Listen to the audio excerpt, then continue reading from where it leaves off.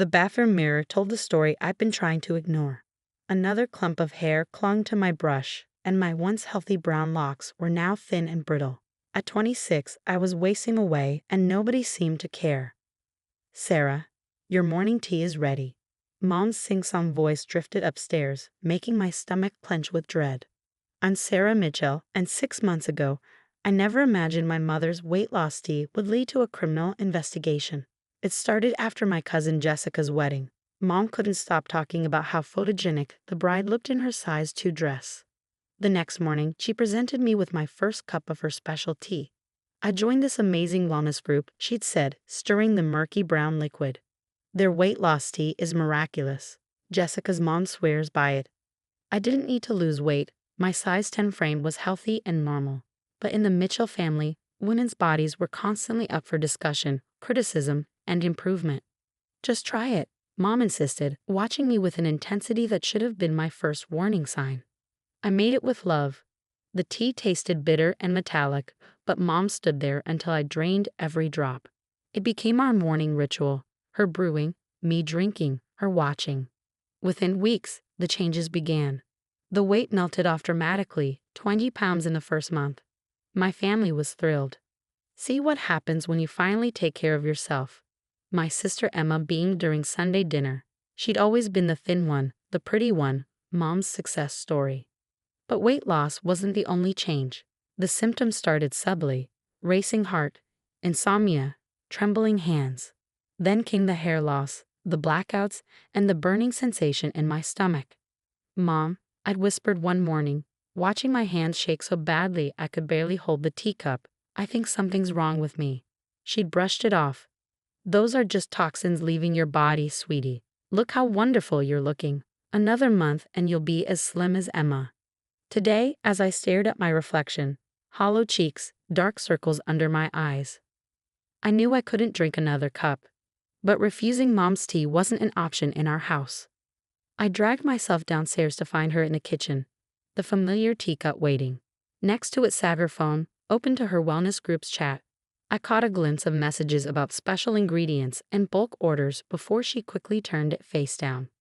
"Drink up while it's hot," she said, that same watchful look in her eyes. "The group leader says morning consumption is crucial for optimal results." My hands trembled as I lifted the cup. The familiar metallic taste hit my tongue, and my stomach immediately revolted. "Mom, please," I whispered. "I don't feel good. Maybe we should stop." Sarah Jean Mitchell, her voice turned sharp. "After all the money I've spent on this program, after all the progress you've made, don't be ungrateful." From the living room, Emma chimed in, "Stop being dramatic, Sarah. Mom's just helping you finally get healthy." I took another sip, fighting the urge to vomit. The room started to spin, faster than usual this time. Black spots danced in my vision. "I can't." The cup slipped from my grasp, shattering on the kitchen floor. Tea splattered across the tiles like a crime scene. "Look what you've done." Mom's voice sounded distant underwater. "That's imported specialty tea. Do you know how much?" I never heard the rest.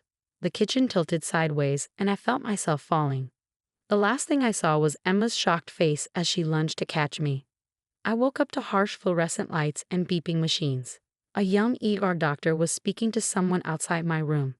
"Severe dehydration, heart arrhythmia, possible organ damage." "She's always been dramatic," I heard Emma say. "It's probably just low blood sugar." "We're running a complete toxicology screen." The doctor's voice was firm. "Given her symptoms, we need to know exactly what she's been consuming." Through my blurred vision, I saw Mom in the doorway, clutching her designer handbag like a shield. For the first time, she looked afraid. The doctor approached my bed, holding a clipboard. "Ms. Mitchell, we need to know what was in that tea. Your symptoms suggest."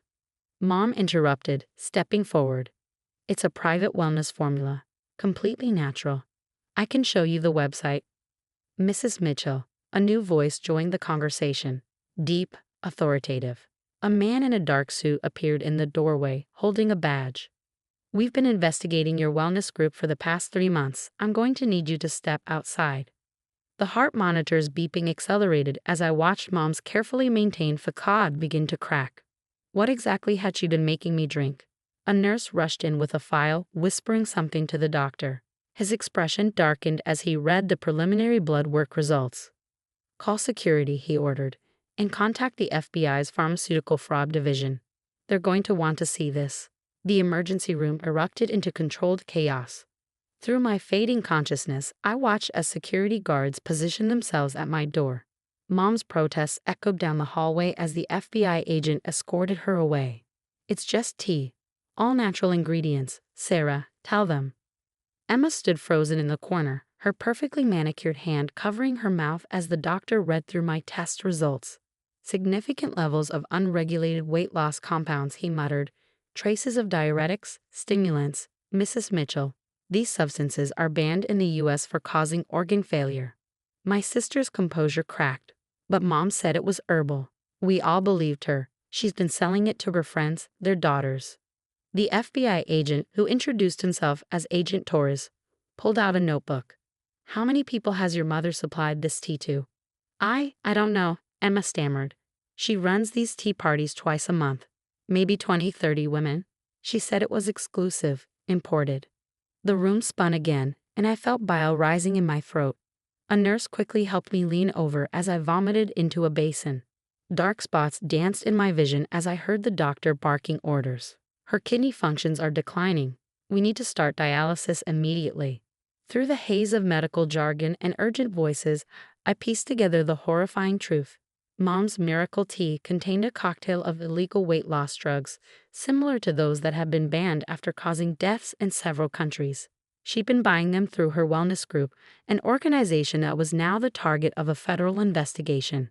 Hours blurred together as doctors worked to stabilize my condition.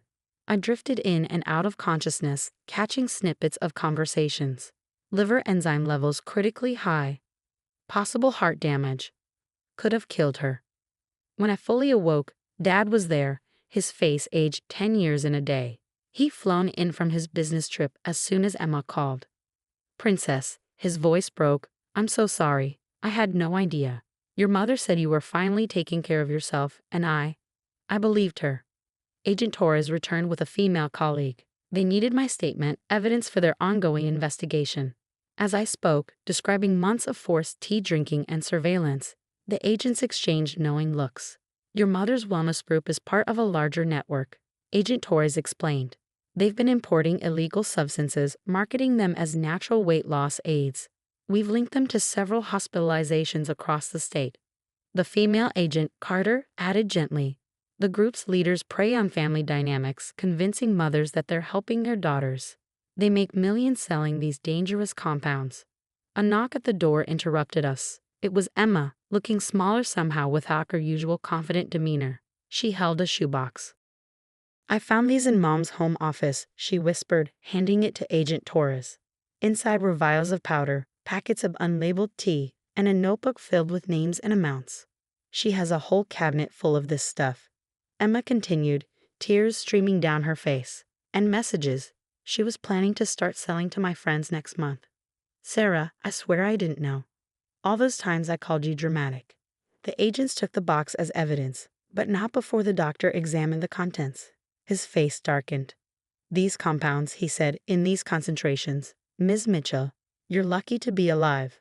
Another month of this." He didn't need to finish the sentence. The heart monitor told the story of how close I'd come to becoming a statistic. Dad pulled Emma and me close, his arms shaking. "Your mother? There will be charges." Agent Torres nodded grimly. "Distribution of illegal substances, reckless endangerment, potential attempted manslaughter given the concentrations involved. She won't be hosting tea parties for a very long time." As they left, I heard more commotion in the hallway. Other women were being brought in, daughters, sisters, friends who'd been part of Mom's tea circle. Some looked as bad as I did, all victims of a twisted definition of maternal care. Emma collapsed into the chair beside my bed. "The worst part," she whispered, "is that she really believed she was helping. All those years of pushing us to be perfect, to be thin, she couldn't see she was poisoning you." I reached for her hand, noting how my own fingers trembled. "She made you believe it too." "Never again." Emma's grip tightened. "I'm done with miracle cures and quick fixes. God, Sarah, we almost lost you because of some stupid tea." Through the window, I watched the sunset paint the sky in shades of orange and pink. The IV drip keeping me alive cast shadows on the wall, a reminder of how close I'd come to becoming a cautionary tale in a federal investigation. Mom's specialty had nearly killed me. But it had also exposed something toxic in our family that went far deeper than any brew. A poison that had been steeping for generations. As night fell over the hospital, I made a silent promise to myself. This would be the last time I let anyone force feed me their version of perfection. The real healing was just beginning. 3 months after my hospitalization, I sat in a federal courthouse, watching my mother's sentencing. The prosecution had presented a devastating case. 37 victims, all women, all poisoned under the guise of wellness. Mom's tea parties had left a trail of damaged kidneys, irregular heartbeats, and shattered trusts. She looked nothing like the polished woman who'd once presided over those elegant tea gatherings. Her designer clothes were replaced by a plain suit, her perfectly styled hair now showing gray roots. When she turned to address the court, I barely recognized her voice. "I only wanted to help them," she pleaded. The group said it was natural, safe. The judge wasn't moved. "Mrs. Mitchell, you systematically poisoned dozens of women, including your own daughter.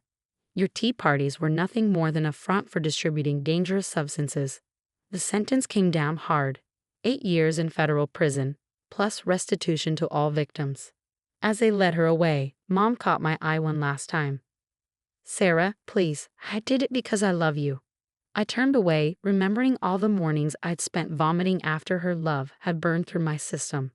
The aftermath transformed our family in ways we never expected. Dad threw himself into therapy, finally confronting his role as an absent enabler. He'd sold Mom's beloved luxury car to help pay for my ongoing medical treatments. Emma underwent the biggest change. She quit her job as a social media influencer, where she'd been promoting wellness products herself. Now she was working with the FBI, helping to identify and shut down similar wellness groups across the country. "I can't believe how blind I was," she told me one evening as we sat in my apartment drinking plain water. Our new ritual. All those years of pushing diet culture, natural remedies, I was part of the problem. My recovery was slow but steady. The doctors said I was lucky. My kidneys had begun to heal, though I'd need monitoring for years to come. The psychological scars ran deeper.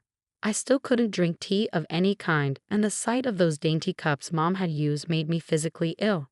I channeled my trauma into action, starting a support group for survivors of wellness scams. We met weekly in a local community center, sharing stories of how trusted family members had pushed dangerous products on us in the name of health and beauty. "My aunt sold me natural pills that turned out to be amphetamines," one woman shared.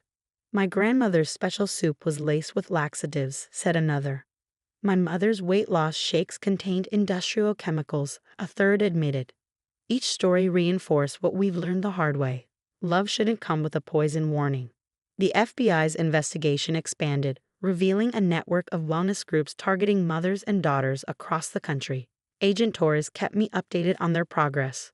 My testimony had helped build cases against several group leaders, including the ones who'd supplied Mom with her special ingredients. "Your mother's tea parties were just the tip of the iceberg," he explained during one of our meetings. "These groups exploit family relationships, turning maternal concern into a weapon." 6 months after the sentencing, I received an unexpected letter from prison. Mom's handwriting was shaky, different from her once elegant script. "Dear Sarah," it began, "the prison counselor is helping me understand what I did. I thought making you thin would make you happy, make you perfect. I didn't see that I was killing you with every cup. The other women here share similar stories, mothers who poisoned their children with wellness products, thinking it was love." I didn't finish reading. Some apologies come too late, after the damage is already done. Today, I spoke at a conference about dangerous wellness trends, sharing my story with a room full of healthcare providers and law enforcement officials. Emma stood beside me, adding her perspective as a former influencer who'd promoted toxic beauty standards. "The tea parties might be over," I told the audience, "but the poisonous mindset that created them still exists. Every time we tell women they need to be fixed, we brew another toxic cup." After the conference, Dad took Emma and me to dinner. We ordered whatever we wanted, no comments about calories or portion sizes. Dad raised his water glass in a toast. To healing, he said simply. Emma squeezed my hand under the table. To truth. I looked at my reflection in the restaurant window, no longer skeletal, no longer sickly. Just healthy, just me. To living, I added, without poison. Later that night, I threw away the last of Mom's teacups that I'd kept as evidence. I didn't need them anymore. The investigation was complete, the sentences handed down, the truth finally exposed. Sometimes healing means pouring out the poison you've been taught to swallow, even when it comes in a beautiful cup, served by someone who claims to love you. I've learned that real love doesn't need to be steeped in secrets or sweetened with lies. Real love lets you grow at your own pace, in your own way, without trying to distill you into someone else's idea of perfection. And that's a truth worth raising a glass to, preferably one filled with nothing but pure, clean water.